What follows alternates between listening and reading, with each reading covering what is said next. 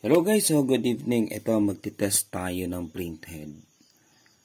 Paano ba natin malalaman kung damage na yung printhead at hindi pa damage yung printhead? So, ito, simple tips lang naman ito kung paano natin ititest.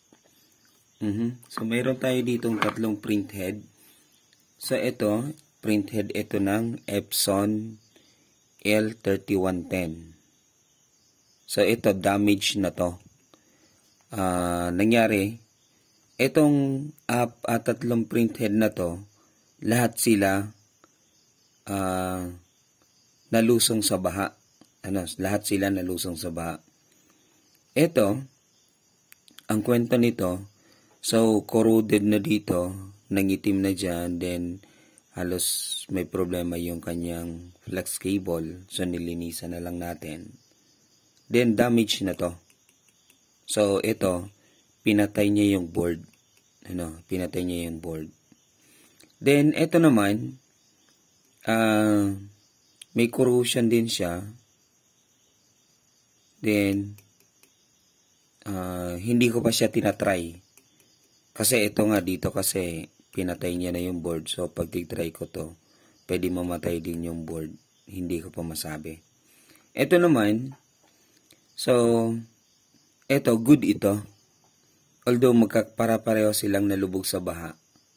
So, ito, good ito. Naayos ko na ang printer na to. So, ito, working ito.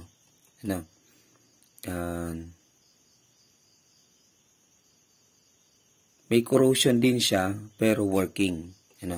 Nakapag-print ako nito. So, okay na yung ng printer na to. Ang problema lang nito, yung kanyang scanner. Right. Yan, ito, na-test na natin. Working ito. Nakakapag-print na. May output siya. Okay. Ito, hindi pa siya nakakapag-print. Hindi ko pa na-test kasi I'm afraid na baka mamatay naman ulit yung board. Kaya, nandito ako sa ganitong scenario. Hinahanap ko yung pinaka-main problem. Or, tigaano ko kung alin ba yung, paano ba natin malalaman kung sira na ba yung printhead. Then, ito naman, tinest natin, then, sinira niya yung board. Okay. Una, so, ilagay niyo muna yung flex cable to head. So, hanapin niyo muna, ito. So, dapat ito at ito, yung kaliwang parte, dapat, para hindi kayo malito, so, dapat connected yan sa bawat isa. So, ibig sabihin, may continuity. So, yung natin, set natin sa continuity. So, gamit natin Sunshine DT890N. Yan, continuity mode tayo, guys. Then, yan. Alright. So, ngayon, test natin. Dito, umpisa dito, sa kaliwa, first pin, then dito naman. Sa kaliwa naman ito, first pin. Yan. So, para hindi tayo malito, sa kaliwa ninyo, so dapat yun yung connected. So, mahirap kasi kapag magkabaliktaran yun, So, dapat, from your left, so, dapat yun yung, para masundan nyo yung ginagawa ko dito. Alright. Okay. Then, ganun din, dito din sa iba, ganun din. So, from your left,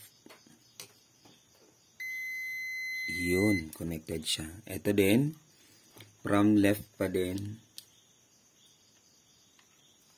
para masundan ninyo. Yan. Alright. So, ibig sabihin, connected. Meron siyang continuity. Okay.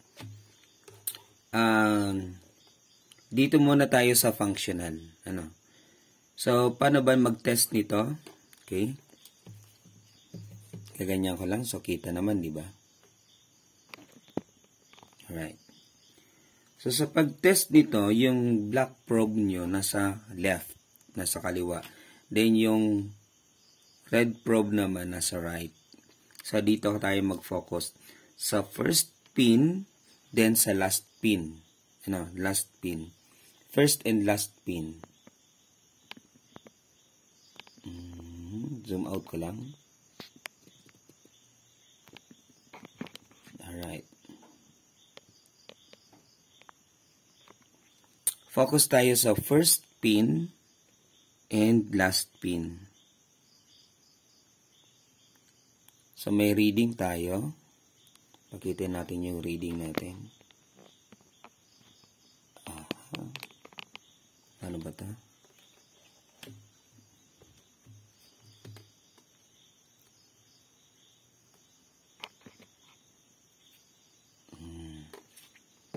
Sige.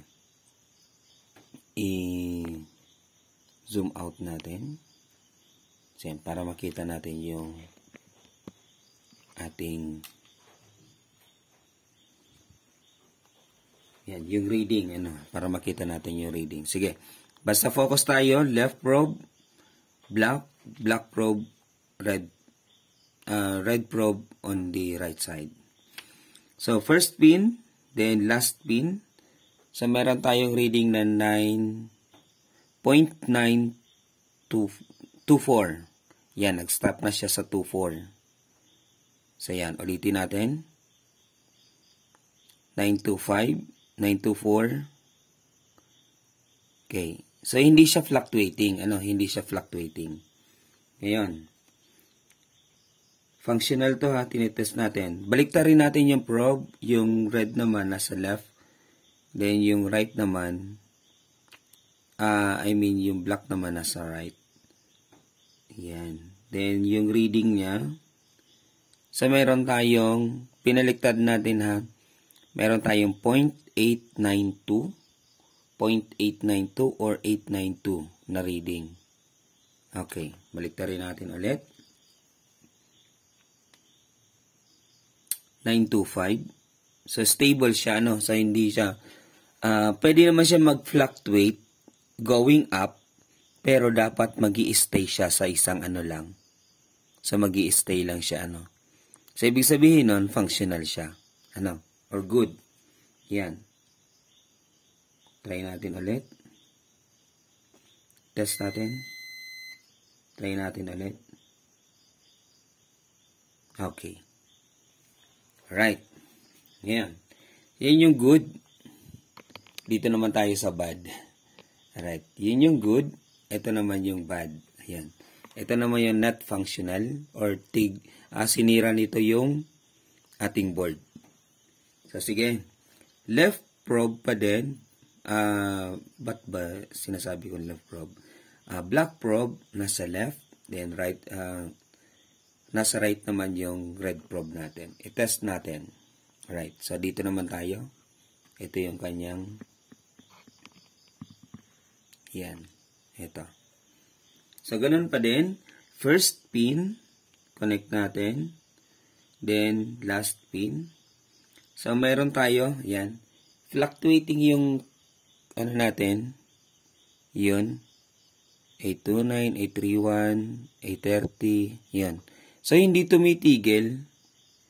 Yan, hindi siya tumitigil, guys. Yun, hindi siya tumitigil sa pag-read. Bumababa, tumataas, bumababa, tumataas. Ano? So, balik na rin natin. Red probe naman tayo. Okay. So, yan. Bumababa. Then, umaakyat. Yan. 7.732, 31, 330, 329, 328, 327, ba't ba 3? 723, 722, 721. Yan. So, unstable, unstable. Hindi siya sa isa lang na, so, gumagalaw, gumagalaw. So, possible kasi, nasira na yung board sa loob. Kasi ang ginawa nito ni customer, so, sabi ko nga, binahanga siya. So, ang ginawa ni customer, pinatuyo sa ilalim ng araw, yan, pinatuyo nila. Then, akala nila okay na. After 2 days, akala nila okay na. Pinower on yung printer. Then, upon powering on, blinking green and orange daw siya. Ano? So, ginawa ko naman, ito yung situation natin. Ayan, yung printer. Ayan. Ayan yung printer. So, nilinisan ko yung printer. Pinaliguan ko, sinabon ko. Then, yun. Para mawala yung debris. Ayan, debris pati. Mawala yung bakas ng baha. So, yan. Kasi ang dumi ng printer talaga totally. So, yung board, okay, good. Then, yun na nga. Ito, basa yung loob niya. Kapag tinataktak ko siya sa kamay ko, yan. Pag ginaganon ko siya, so may lumalabas pa dating tubig. Hanggang nilinisan ko to, nilinisan ko siya ng lacquer thinner, so tinagal ko yung corrosion. Pero may nasunog na kasi. No? So siguro, nag-power on siya nung pag-power on ni customer kasi first attempt yon. So walang problema ang power supply, walang problema ang board. Pero nagkaroon siya ng corrosion, halos nasunog dito. Dilinisan ko na lang yan guys. And yun, pag power on ko, nag-on naman siya. Pero na nagtatry na ako mag-create ng output, mag-print, mag-photocopy, biglang namatay yung printer. Then, tinest ko yung board, then nasira yung board. Alright, so nasira yung board. So, ito yung dahilan kung bakit nasira yung board. So, namatay yung printer. So, tandaan na lang natin ha. Ito, ulitin natin. Focus lang kayo dito sa dalawang pin na to. First pin, then last pin. Ano? Focus lang kayo sa first pin. First pin and last pin. Focus lang kayo dyan. So, test probe natin. Test natin siya. Yan, fluctuating. Kung manonotice natin doon sa ating yan, fluctuating siya. Tumataas. Then, yan, tumataas, tumataas, tumataas. Bumababa. 29, 3, ano ba yan? 40, 43.9, 43.9. Yan, 41, 42. Pero hindi siya nagpo-point 900, Hindi siya uma-up ng 900. Hanggang dyan lang siya sa 851, 49.50, mga ganun, So, hindi siya umaakyat ng 900. Then, ito naman, pag binaliktad natin ulit yung probe, so, meron tayong 741.7365, 4321. Yan, pababa naman siya. Then, hindi tumitigal. Unstable yung kanyang, yung reading. While naman sa functional, excuse me. So, while naman sa functional, ito yung, niya, situation niya. Okay, ayusin natin yung ating, yung ating probe. So, black probe, nasa left, red probe, nasa right. So, tandaan nyo na lang ha, yung sabi ko, so dapat pareho na sa left, connected. So, ibig sabihin, ito from the left, then dito naman is from the left. Then, test natin. So, may stable tayo na 925. So, dito, 8 hanggang 850 lang siya, 851. Pwedeng mag 860, pero hanggang doon lang, hindi siya pumapalo ng 90, or 900, 900, 0.900. Dito naman, so, pumalo siya ng 0.925 or 925. Yan. Then, stable siya. Hindi na siya gumagalaw. Kapag binaliktad natin yung probe, let's see. Yan. Stable din siya sa 893. 893. In my own understanding, kapag fluctuating, sa ibig sabihin, open siya. Ano? Tumutunog is open. Fluctuating is open. Ibig sabihin, pwedeng sira na yung IC sa loob niya or yung IC mismo sira na. Kasi gumagalaw ng gumagalaw, unstable na ano. Pero dito, in this case, sa printhead na to, sa stable yung reading natin, mayroon tayong reading na, ano ngayon? 0.925. 0.925, let's see. 0.925. Yun, di ba? 0.925 yung reading natin. So, stable. Ibig sabihin, pag stable, good siya. Ano? So, walang ibang ano yun. Good yun. Okay. So, black probe on the left, then red probe on the right. First pin, test natin, then yung second pin. Yun. First pin and second pin, yung pinag-uusapan natin dito ha. So, tinest ko yung first pin and second pin, walang reading. So, dito walang reading, di ba? First pin and second pin, walang reading. Now, sa good yun, ano? Dito naman tayo sa damage. So, first pin and second pin, yun, may reading, may reading. May reading siya na 0.720. Okay, 0.720. Dito yan sa bad, ano, good and bad. Now, pag-usapan naman natin yung first pin at third pin. So, dito may reading na siya na 592, 0.592, 591. So, while naman dito sa kabila, sa bad, so, first pin, then third pin, meron naman tayong reading na 593. Stable din. Ayun. Pero, doon na nga, first and second pin, walang reading.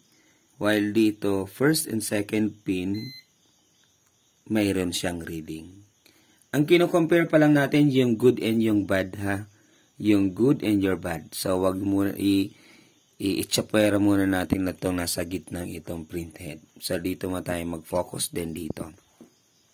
Now, so since lahat sila nag-submerge or binaha, so, yun, inaalam na lang natin, ano, so, kino-compare natin yung bawat isa.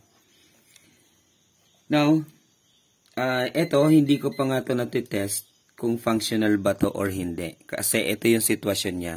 So, dito, di ba, stable 9.925 is a good. Pero dito, black probe on the left, red probe on the right. Dito naman, wala siyang reading. Ano, wala siyang reading. Pag binaliktad natin yung probe, as in, wala siyang reading. So, palaisipan sa akin kung functional pa ba to or hindi na. Of course, pag walang reading, syempre, ibig sabihin nun, damage na, ano. So, para sa akin ha, pero hindi ko pa natetest. I'm afraid this time na i-test siya. Kasi, ito na nga, nasira na nga yung board. Although may mga pamalit tayo ng mga power transistor, pero syempre, trabaho pa din yun. Ayan. So, yung isa kasing board, papalitan ko ng power transistor, yung A2222 din, C6144. Yun. Para buhayin ulit yung kanyang board. Right. Sige.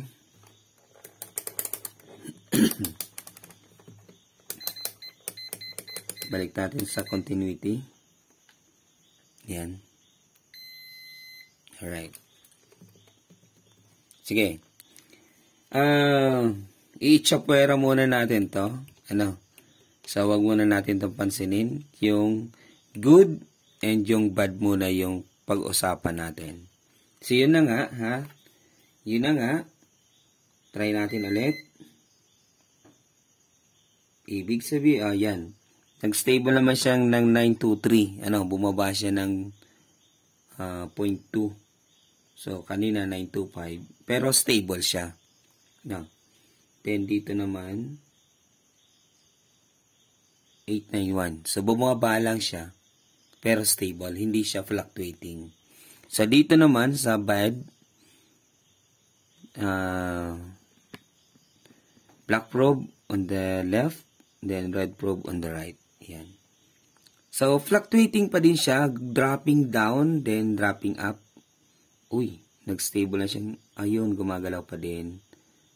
Ayun. So, ito as in damage siya. Ano? Dropping down, then dropping up yung reading niya. Baliktarin natin ulit. Then, yun. Okay. So, ganun yung pag-test ng printhead kung damage na ba or hindi pa. So, dalawang indicator yung tinuturo ko sa inyo. Ano?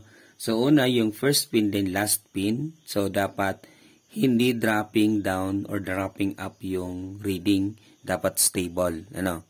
So, possible pwede siyang 0.900 up hanggang sa maging 1,000 point something siya. Ano?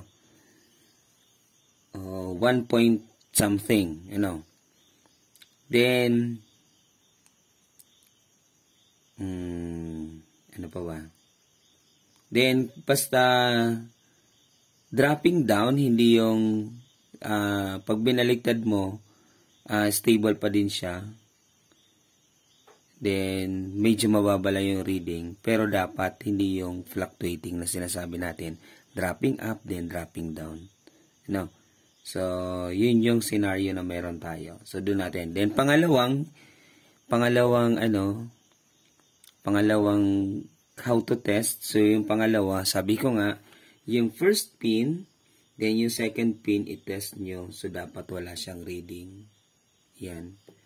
While dito naman sa bad, sa first pin, then sa second pin, yun, meron siyang reading. Ano? So, connected na yung, pwedeng connected na yung bawat isa.